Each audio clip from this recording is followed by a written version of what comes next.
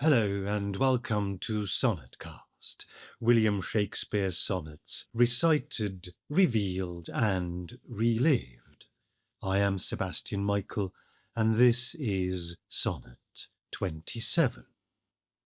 Weary with toil I haste me to my bed, the dear repose for limbs with travel tired. But then begins a journey in my head, to work my mind when body's work's expired. For then my thoughts from far where I abide intend a zealous pilgrimage to thee, and keep my drooping eyelids open wide, looking on darkness which the blind do see. Save that my soul's imaginary sight presents thy shadow to my sightless view, which, like a jewel hung in ghastly night, makes black night beauteous and her old face new. Lo, thus by day my limbs, by night my mind, for thee and for myself, no quiet find.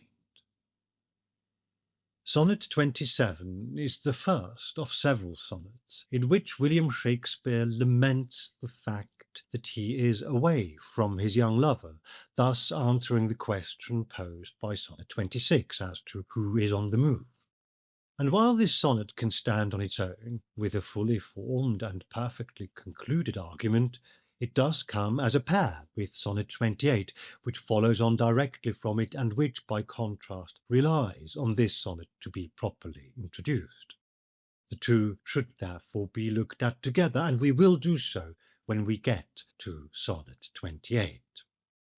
Now, though, of course, we want to first of all examine the question, what does it actually mean? Weary with toil, I haste me to my bed, the dear repose for limbs with travel tired. Exhausted with the effort of my labours, I hurry to bed, the cherished place of rest for my limbs which are tired with travel. The word that Shakespeare actually uses here is travail, which can also be understood in the French sense, where it stems from to work. Most editors anglicise it to travel here because it is clear from the following lines that Shakespeare is talking about the exertions not only of his work, possibly here as a touring actor, but also of his journey, which at the time would have been carried out on horseback or possibly in a small carriage, often over long distances, and therefore would have been extremely tiring, as we shall see again before too long. But then begins a journey in my head to work my mind when body's work's expired.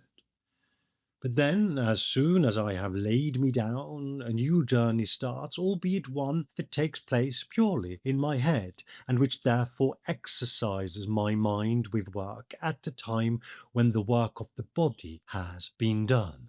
Or, put in more contemporary terms perhaps, now that my body can rest, my mind goes into overdrive.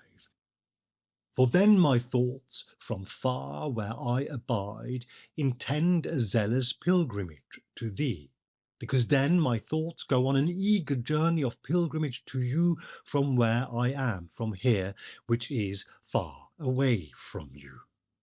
A pilgrimage is, of course, a religious undertaking, suggesting deep devotion and an undeterred commitment over long and arduous distance, and this sense of passion is underlined with the word zealous, which also has religious connotations, even though here it has a meaning of more a general keenness. And keep my drooping eyelids open wide, looking on darkness which the blind do see. And they, my thoughts, keep me awake with my eyes wide open, staring at the darkness that surrounds me, which is as dark as what a blind person would see. It is worth reminding ourselves here at this point that we are talking about a night being spent in, say, a country inn or at a market town guest house or tavern which has a few beds upstairs. There was, in rural England, virtually no light pollution, since there was no electricity, and so unless it was a clear night with a fairly full moon, lying in bed in your room could mean finding yourself in near pitch black. We can imagine this as really quite an intense darkness of a deeper and much more oppressive kind than nowadays we are ever likely to experience, or let alone are used to, certainly not if we live in any contemporary city. Save that my soul's imaginary sight presents thy shadow to my sightless view, except that my imagination puts a vision of you in front of my unseeing eyes. This is not the only time in these sonnets that Shakespeare uses the word shadow to mean an appearance that has no physical substance, an imagination or an internal vision. While we would today associate shadow with something dark, possibly even threatening, in Shakespeare's usage the word has a meaning more generally of a reflection or appearance, maybe even apparition. And a note on the text, the quarto edition here incidentally has presents their shadow, but this is almost universally considered to be a typesetting error, as it simply doesn't make sense, whereas thy shadow absolutely does, and of course in handwriting the words their and thy can very easily be mixed up, and so a typesetter could be forgiven for making that mistake here. Which, like a jewel hung in ghastly night, makes black night beauteous and her old face new. And this vision or apparition of you is like a jewel in the gloomy night, making her, the night, beautiful and young in appearance. The idea here, as John Kerrigan in the New Penguin edition points out, stems from a belief at the time that some jewels emit a light of their own and therefore are like a lamp, so to speak, that can make the ghastly night glow with a soft sheen. A jewel is also something that is worn by a person, of course, and can therefore serve to bring out their beautiful features. And while the word ghastly here has a less emphatic meaning than we today associate with it, and can thus be understood more in a sense of ominous or even in fact ghostly than our horrific or horrendous, it does provide another indication of just how unappealing a dark night in Elizabethan England could be. Lo, thus by day my limbs, by night my mind, for thee and for myself no quiet find. And so it is that during the day my limbs, for which read my body, can find no rest, because I am working and or travelling all day long, whereas by night it is my mind that can find no rest, because I stay awake thinking of you.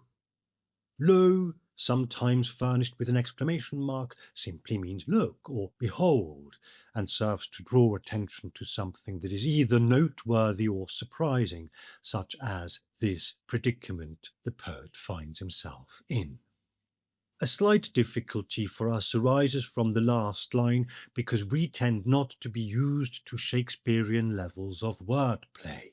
He doubles the word for, and in doing so almost signals, perhaps a bit as a cryptic crossword setter would do today, that it also has a double meaning. Firstly, and obviously, I cannot find any rest for myself, as in I deprive myself of rest through my work during the day and through my thinking of you in the night. And secondly, because I think of you, I can find no rest, as in it is for you on account of my thinking of you that I can find no rest. And the use of for to mean because is, of course, extremely common in poetic language in Shakespeare and far beyond. Sonnet 27 yields a fascinating insight into Shakespeare's reality beyond his relationship with the young man. It is clear from this poem that he is travelling, and that his journey is taking him some distance away from where the young man is. Much as we can't say with any certainty who the young man is, so we also can only speculate about the geographical constellation. But what makes most sense, and is therefore a perfectly plausible starting point, is that we are talking about London, and that therefore this sonnet stems from one of what appeared to be several occasions when Shakespeare is on the road away from London. This, as it happens, tallies entirely and exactly with what we know about Shakespeare's work as an actor and with outbreaks of the plague in London. London had seen a serious outbreak of the plague back in 1563, which is a year or so before Shakespeare was actually born in Stratford-upon-Avon. But a much more devastating one came in the autumn of 1592, lasting throughout 1593 until May 1594. During much of this time, London theatres were forced to close to prevent the spread of the deadly disease, and we can assume that Shakespeare is in London during this time, and that he, together with the theatre troupe that he's a member of, goes on tour when the theatres are closed, because on tour they can still work and they can still perform their plays. Now, touring in Shakespeare's day is not an easy, comfortable, or roundly enjoyable job. You could argue, and some people would, that small-scale touring today isn't either, but be that as it may, it comes as no surprise at the time that the words travel and travail, and indeed toil, are used more or less interchangeably by Shakespeare. You had to load your costumes and props and instruments and any pieces you might use for a stage set, or a stage itself for that matter, onto carts, and you travelled on horseback yourself, or possibly in a simple horse-drawn carriage. You were exposed to the elements, your roads were bumpy and marked with potholes. The places you stayed at, in the majority, were inns and pubs or guest houses with little by way of comfort. Actors enjoyed few privileges and low status, even though they provided much loved theatre to tens of thousands of people, to vast proportions of the population, because the population was much, much smaller in London and around the country than it is today. In spite of all of this, they were not held in very high regard socially, and so received few luxuries. And while all of this is interesting to note in itself and gives us a flavour of Shakespeare's life, it also offers yet another potentially significant pointer towards the dating of this sequence of the sonnets, which in turn, as we know, helps us form an idea of who the young recipient might be of these fair youth sonnets. There is, in actual fact, no proof that Shakespeare went on tour with his own theatre company during the plague in London, but it is, for obvious reasons, considered highly likely. Similarly, there is no reason why Shakespeare couldn't or shouldn't be travelling at times other than during the plague in London. In fact, we know that he went back to Stratford-upon-Avon on quite a regular basis. But that said, this sonnet and its companion sonnet 28 really do not sound like the kind of poetry a man is writing who is visiting home, where he has a wife and 3 children, nor does it sound like the kind of poetry a man is writing who is just visiting friends in the country. It sounds very much like the kind of poetry a man is writing who is travelling because he has to, and whose journey is wearing him out. What corroborates this notion is that there will shortly be further poems very much in a similar vein, and this in turn supports the idea we are forming that William Shakespeare, by the time he gets to writing these sonnets to or for his young man, is away from London for extended and possibly repeated periods. The outbreaks of the plague in London between autumn 1592 and early summer 1594 give us a perfect reason for this to be necessary, and so likely as to be highly probable. It is also, of course, this precisely the period we identified as the first really likely phase during which these sonnets could have been written, and that would once more rather favour one particular candidate for the fair youth. But staying with the principle of listening to what the words tell us and taking things step by step as we piece together a picture of a plausible background to these sonnets, let us not at this point veer off into a discussion about the fair youth, but note the actually very straightforward and easy to process factuality this sonnet, together with the one that follows, suggests, which, apart from the uncomfortable journeying and longing for the one who's left behind, is one thing more than any other: factuality itself. We are, of course, absolutely and entirely in the format of the sonnet here, but the subject matter, the tone, the expression of what is happening is as directly personal and relatable to real life events as they can be. There really is no reason why anybody who is just sonneteering for the sake, or even for the love of it, would invent an arduous trip to then bemoan the fact that he's away in this manner.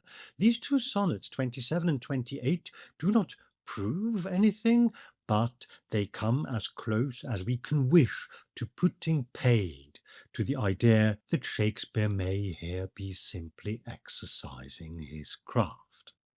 Sonnet 27 is effectively a letter to my beloved saying, I am exhausted and I miss you. Whether or not Shakespeare sent this sonnet, as he says he sent Sonnet 26 to be a written embassage, we do not know.